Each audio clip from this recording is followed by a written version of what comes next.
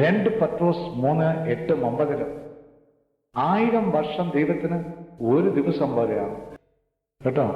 ആ വചനത്തിൽ കൂടിയാണ് വന്നേക്കുന്നത്. അവര് പ്രാർത്ഥിച്ച് ആ പ്രാർത്ഥന അപ്പൊ കേട്ടു. ഇപ്പോഴാണ് അനുഗ്രഹം ദൈവം വർഷിച്ചത്.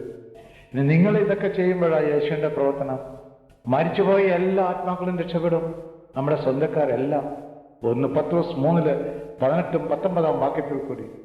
പിന്നെ ആത്മാവിനെ പറ്റി ഒരു പേടിയുണ്ടായില്ല. എല്ലാ ആത്മാക്കളും പറഞ്ഞ അനേക ആത്മാക്കളും നിങ്ങൾ രക്ഷപ്പെടുത്തിക്കൊണ്ടിരിക്കും. ഒരൊറ്റ കുറുക്കന്റെ കണ്ണ് അവിടെ ഇരിക്കും. അതുപോലെ ആയിരിക്കും നിങ്ങളുടെ കണ്ണ്. ആത്മാ ഈ രോഗശാന്തിക്കൊന്നും ആരും നടക്കില്ല. അത് നടന്നാൽ നിങ്ങൾ ആത്മാവ് പോകും.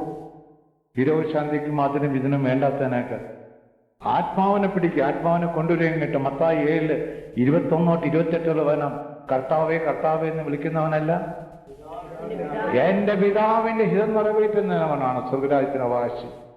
അതാണ് ലൂക്കാ 10:20. സ്വർഗരാജ്യത്തിൽ പേരെഴുതിക്കുക. മറ്റെല്ലാം നടന്നോളും, കർത്താവ് നടത്തിക്കോളും. നിങ്ങളൊന്നും അറിയണ്ട. ശക്തമായ ഡെലിവറൻസ് നടത്തിക്കോളും, ശക്തമായ രോഗശാന്തി എല്ലാം കൊടുത്തോളും. ഫോണിൽ കുരുവിട്ട് വിളിച്ച് ഞാൻ മെഡ്രാസിൽ കഴിഞ്ഞ ആഴ്ചയിൽ ഫോണിൽ കുരുവെന്ന് ഫൈൻഡ് ചെയ്ത് പ്രാർത്ഥിച്ച രോഗീനെ. അപ്പൊ പ്രോസ്റ്റേറ്റ് ക്യാൻസർ സൗഖ്യമായിരുന്നു. 2 ദിവസം കഴിഞ്ഞപ്പോൾ ഡോക്ടർ ഇങ്ങോട്ട് വരണമെന്ന്, ഭാര്യയും എല്ലാം. അതൊന്നും വലിയ കാര്യമല്ല കേട്ടോ. അതാ ഡോക്ടറിന് മനസ്സന്തരം കൊടുക്കാനായിരിക്കും കർത്താവ് കാണിച്ചത്. കണ്ടോ, പണം മാത്രമായിട്ട് നടക്കുകയായിരിക്കും കർത്താവ് കാണിക്കണ. അങ്ങനെ അത് ദൈവത്തിന്റെ പ്രവർത്തനമാണ്, നമ്മുടെ ഒന്നല്ല. അതിനൊക്കെ ഇമ്പോർട്ടൻസ് കൊടുക്കണം. അത് കർത്താവ് നടത്തിക്കോളും. പക്ഷെ നന്ദി പറയണം ദൈവത്തിന്. അതാണ് ദൈവത്തിന് ഏറ്റവും ആവശ്യം. അത് ഏത് വചനമാണ്? ലൂക്കാ സുവിശേഷം 17-ാം അധ്യായത്തിൽ 11-19 വചനത്തിൽ. അതല്ല 72 സിസ്റ്റർ. 10 പേര് കുഷ്ഠരോഗികൾ സൗഖ്യമായി. 9 വിജാതീയർ ഇസ്രായേൽക്കാര് വന്നില്ല. ഒരു വിജാതീയൻ മാത്രം വന്ന് നന്ദി പറഞ്ഞു, ദൈവത്തെ സ്തുതിച്ച്. ദൈവത്തിന് സ്തുതിക്കാൻ ആവശ്യം കേട്ടോ. നല്ല സെൽഫ് ഗ്ലോറിക്കൊന്നും നടന്നാൽ പോയി. കർത്താവിന് മനഃശാന്തത്തിന് വേണ്ടി നിങ്ങൾ ഇറക്കണം. അതിനാണ് നിങ്ങൾ ഈ ബൈബിൾ ക്ലാസ്. അല്ലെങ്കിൽ വന്ന് പഠിച്ചിട്ടും പോയിട്ട് കാര്യമില്ല. പഠിക്കുകയല്ലേ ഇത്. നിങ്ങൾ ആത്മാവിന്റെ കൃപയിൽ വരണം. അപ്പൊ നിങ്ങൾക്ക് തന്നെ ദൈവം തീഷ്ണത തരുകയും ഉത്തേജിപ്പിക്കും. നിങ്ങളെ വെറുതെ ഇരിക്കുകയില്ല. വെറുതെ ഇരിക്കാൻ സാധ്യമല്ല. 2 കൊരിന്ത്യർ 5:14-20 വചനത്തിലെ പുതിയ സൃഷ്ടികളാണ് മാറ്റുകയാണ്. ഉത്തേജിപ്പിക്കുന്ന ദൈവസ്നേഹമാണ്. പിന്നെ നിങ്ങൾ പ്രവർത്തിക്കുകയാണ്. നിങ്ങൾക്ക് അംബാസഡേഴ്സാണ്. ഓരോരുത്തർക്കും ഓരോ ഡ്യൂട്ടി ഉണ്ട്. അതിന് പോണം.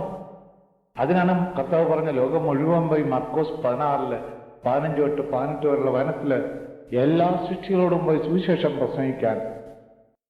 പോയി പ്രസംഗിക്കാൻ ചെല്ലുമ്പോൾ എന്ത് കൈ വേണം? പിശാചിനെ ബഹിഷ്കരിക്കുക. പിശാചില്ലെന്ന് പറഞ്ഞാൽ പിന്നെ എവിടെ നിന്ന് അവനെ ബഹിഷ്കരിക്കുന്നത്? ആദ്യത്തെ കൃപ അതാണ്. ഈശോ എവിടെ ചെന്നാൽ ആദ്യം എന്താ ചെയ്തത്?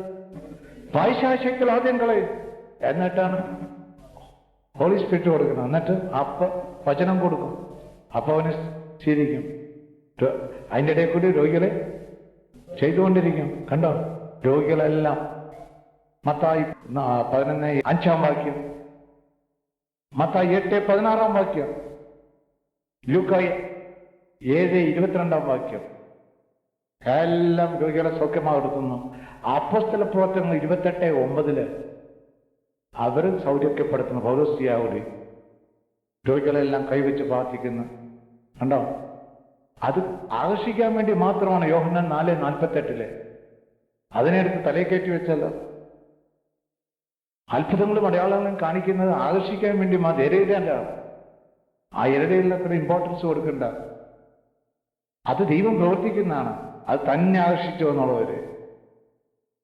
അത് നമ്മുടെ കർത്താവിന്റെ ആവശ്യം മാനസാന്തരമാണ്. എന്റെ ഭക്ഷണം എന്താണ്? എവിടെയാ വചനം?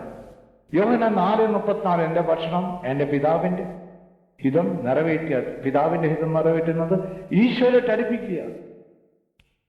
കണ്ടോ, യോഹന്നാൻ 5:24-29 വചനം ഒന്ന് വായിക്കാൻ നല്ലതായിരുന്നു. കുറച്ച് ആത്മാവിന് കുറച്ച് വെളിപ്പെടുത്തി കിട്ടും വെളിപ്പാടുകളൊക്കെ.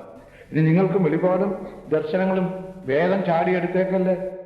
എല്ലാം വെളിപാടുകാരാണ് പലയിടത്തും കേട്ടോ. മംഗലാപുരം ചെന്നപ്പോൾ കർണാടകത്തിൽ മുഴുവൻ വെളിപാട്. ആരുടെയൊക്കെ കൊണ്ട് കൊടുത്ത് വെളിപാടാണ് നല്ലത്. പിശാച് തക്കം നോക്കിയിരിക്കുകയാണ് കയറാനായിട്ട്. സത്യമായി ഞാൻ നിങ്ങളോട് പറയുന്നു, എന്റെ വചനം കേൾക്കുകയും എന്നെ അയച്ചവനെ വിശ്വസിക്കുകയും ചെയ്യുന്നവന് നിത്യജീവനുണ്ട്. അവന് ശിക്ഷാവിധി ഉണ്ടാകുന്നില്ല. പ്രത്യുത അവൻ മരണത്തിൽ നിന്ന് ജീവനിലേക്ക് കടന്നിരിക്കുന്നു.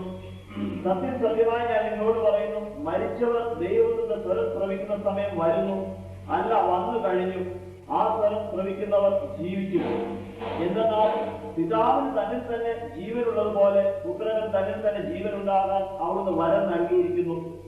മനുഷ്യപുത്രനായതുകൊണ്ട് വിധിക്കാനുള്ള അധികാരവും അവന് നൽകിയിരിക്കുന്നു. ഇതിൽ നിങ്ങൾ വിസ്മരിക്കേണ്ട. എന്നാൽ കല്ലറകളുള്ളവരെല്ലാം അവന് സ്വരം ശ്രമിക്കുന്ന സമയം വരുന്നു. അപ്പോൾ നന്മ ചെയ്തവർ ജീവന്റെ ഉയർപ്പിലും ഉയർപ്പിലായും തിന്മ ചെയ്തവർ ശിക്ഷാവിധി ഉയർപ്പിലായും പുറത്തു വരും. ഇതെല്ലാം ആത്മാവിനെ നിങ്ങളെ ശക്തിപ്പെടുത്തും. ഈ വചനങ്ങളെല്ലാം 1 Pетros 4:6 ഈ ദർശനങ്ങളും വെളിപാടുകളും എല്ലാം 4 വർഷം കഴിയുമ്പോഴേ കർത്താവാക്കുക വരുവുള്ളൂ ശരിക്കും.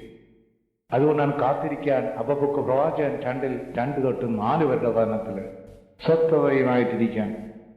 വചനം വന്ന് നിങ്ങൾ നിറഞ്ഞ് ആത്മീയ ശക്തിയിലെല്ലാം ആയിക്കഴിയുമ്പോൾ നിങ്ങൾ പറയുന്ന അപ്പം സംഭവിച്ചിരിക്കും.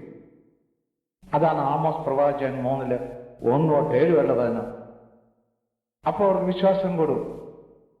നിങ്ങൾ തെറ്റില്ല, തെറ്റ് വരാൻ സാധ്യമല്ല. കാരണം ആത്മാവാണ് പറയുന്നത് ഇന്ന സംഭവിക്കുമെന്ന്. ഉദാഹരണമേ, കഴിഞ്ഞ 2 ആഴ്ചക്ക് മുമ്പ് സമയം ഞാൻ പറയായിരുന്നു അവരോട്, 6 മാസത്തിന് മുമ്പ് 6-7 മാസം കോട്ടയത്ത് പോയി. ഒരു വീട്ടിൽ പോയിരുന്ന ചേട്ടനും അനിയനും ഉണ്ട്. വചനം കൊടുക്കുകയാണ്. വചനം കൊടുത്ത് ചേട്ടൻ വചനമൊന്നും സ്വീകരിക്കണില്ല. മണി നോക്കിയാണ്. ഊണ് കഴിക്കാൻ സമയമായെന്ന്. 12 മണിനകത്ത് നോക്കുമല്ലോ. അങ്ങനെ നോക്കുന്നവരുടെ ദൈവം എവിടെയാണ്? ആ വചനം പറയാമോ? ഫിലിപ്പിയ 3:19 ഉത്തരമാണ് അവരുടെ ദൈവം. അവരാണ് ഈ മണിനോട്ടം, കൈ നോക്കം, സമയം, ടൈമായി വാച്ച്. വേഗം നമ്മൾ പോകണം അവിടെ.